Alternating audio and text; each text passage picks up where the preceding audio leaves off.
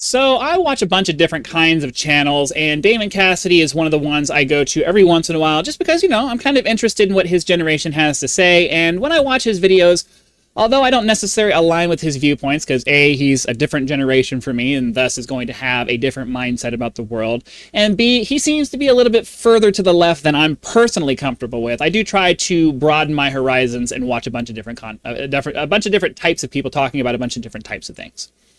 And in his latest video, Why Boomers Insist They Had It Harder, it's one of the few videos where I kind of agree with everything that he says, but the problem is I don't think that he went quite far enough, and I don't think he understands one quite important, but it's a small but very important piece of the puzzle. And the idea is that we all are complaining about, how hard our lives are, how hard our generation has it. And each generation has a point for why their generation, is just having a really hard time and having a really hard go of it. There are all kinds of things that are happening in the world for each of our generations that is just making it so much more difficult than it feels like the previous generation had to put up with just to have a basic, life that we're supposed to have as Americans. And so the problem that I think that gentlemen like this and a lot of people, and especially our politicians, have is that we don't understand one of the basic central facts about what it is to be a human being and about what it is to just be a living creature or a living thing in general. And it's that the most efficient path is the path of least resistance. It's the path that takes you from where you are to where you're trying to get to with the least amount of effort, the least amount of energy, the least expenditure of resources. And, as human beings, we have tricked ourselves into thinking that complaining is somehow going to get something done. And what we don't understand is that complaining is super easy to do, and it tricks us into thinking that, if we complain about this thing, it absolves us from having to do anything about it because, it's someone else's fault. Someone else is causing this problem. There's nothing I can do about it, so it is what it is. There's nothing I can do. I'll complain about it because it makes me feel better, but I'm not going to do anything about it. That's the world we live in. That's the culture that we live in now. Politics in general, politicians thrive on just complaining about stuff. Rarely do you see politicians that come in and their focal point is solutions. Their focal point is, let's do this to get this done. They're out there. There's a percentage of politicians that do that. But the vast majority of what you hear on the internet and on TV and all of these other things is, this group of people is making your life more hard because they want this and they're pushing for this. And that's not a solution. That doesn't fix anything. That doesn't it doesn't address what the problems that they perceive are. They're just complaining about it. They don't offer a solution to how we're going to adjust our opposition's way of doing things to make life better for people. And everything is just slinging mud at the other side, and it's that way because that's the easiest thing to do. It makes it look like things are getting done when nothing of substance is really getting done. And why? Because it's the path of least resistance. For most people, especially if you're a politician, complaining about things gets you results because it gets you elected. It gets you put into a position of power because you're identifying these problems. But for the vast majority of people who feel like they're electing these people to address the problems, it does nothing for them because all it is just complaining. There's no solutions being presented.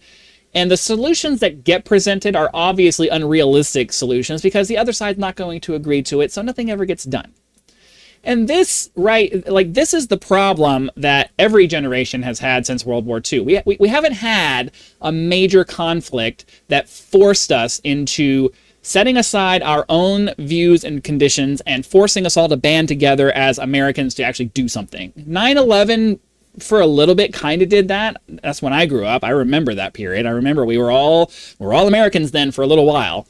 But then we fell back into our divisions and all of that crap, and then everybody started complaining again. And this is why this is the big thing, that if you are going to try to be a leader in Western culture right now, you need to understand, and it needs to be at the center and forefront of your mind, that the path of least resistance is complaining.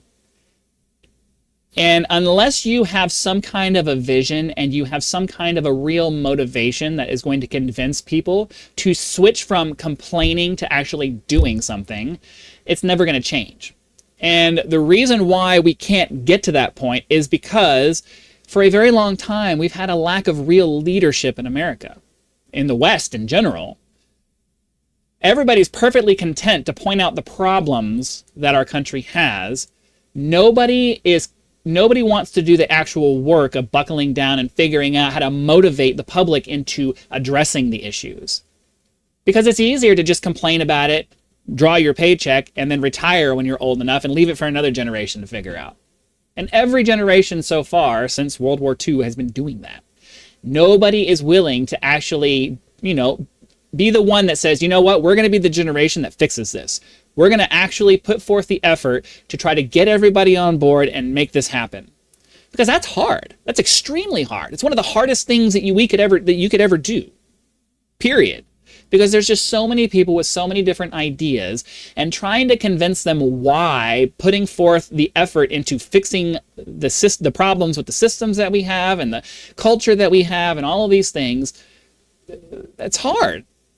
Who wants to do that? What generation wants to be the one that does that? This is very similar to what I was talking about when I said, maybe we need to look at declaring bankruptcy as a nation. It's not a popular view. It's certainly going to make life way harder than just kicking the can down the road and leaving some other generation to deal with it. But this exemplifies why our nation struggles so hard. And it's because all of us, myself included, it's so much easier to just complain about shit. Don't do anything about it. Just complain about it. Blame somebody else. It's somebody else's fault. There's nothing I can do about it because it's somebody else's thing that's making my life worse, and that's just the end of it. And there's not much you can do about that. There's not much you can do about that unless you are going to be the kind of person who steps up and convinces people that it's worth it to try. And for most of us, myself included, for most of us, I've spent my entire life not really wanting to try because the perceived reward that I would get out of trying just isn't worth the effort I'd have to put in.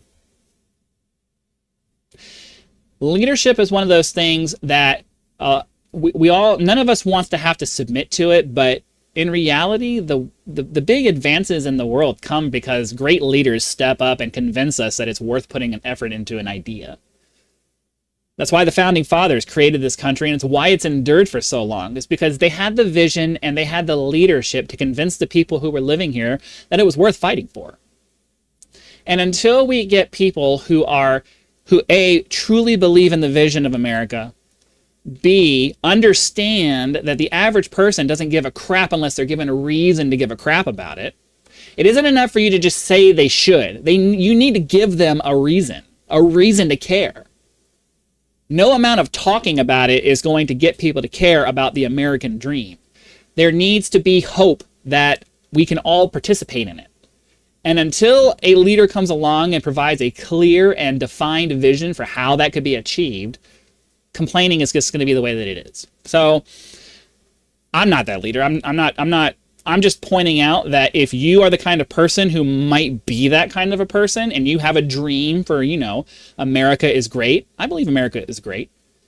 If you have a dream for that, if you have a dream to make America great again, right? It isn't enough to just complain about the other side. It isn't enough to, rile your own base up into believing that this is the only way we can fix things. No. You need to sit down and figure out how can we get Americans to believe in being American again and convince them that it's worth fighting for. Because until you figure that out, there can be no peace in this country. There can be no solidarity in this country until we have a unified vision forward as Americans and not as Republicans and not as Democrats and not even libertarians or any of the other groups that are out there that are trying to, push their ideas out there. Until we can be Americans first, and until you can convince us that that's worth fighting for, this is where we are. Most people are content with complaining. And it's only through real leadership from people who are capable of doing that we're going to get there. And this is why we latch on to people like Trump. because they seem like great leaders. They give off the image and aura of a great leader. But we never get the great leader. So if you think you could be that, you need to figure that out, because leadership is where it's at, man. It's just the way it is. So that's all I wanted to say. Hopefully that made sense. Be sure to click the like button, help us reach our first 1,000 subscribers. Join as a member for early access to videos, among other perks, or you can just leave YouTube's version of a tip with the thanks button. Also have PayPal. Oh, anyway, sorry, I went through all that whole thing. It's my other channel. Head over to my gaming channel where we're trying to reach 10,000 subscribers, and then the memberships and all that stuff. This channel, we're just trying to get to our first 1,000 so we can hopefully monetize the channel. So again, thanks for watching. I'll have another video when another topic comes up, and I'll see you then.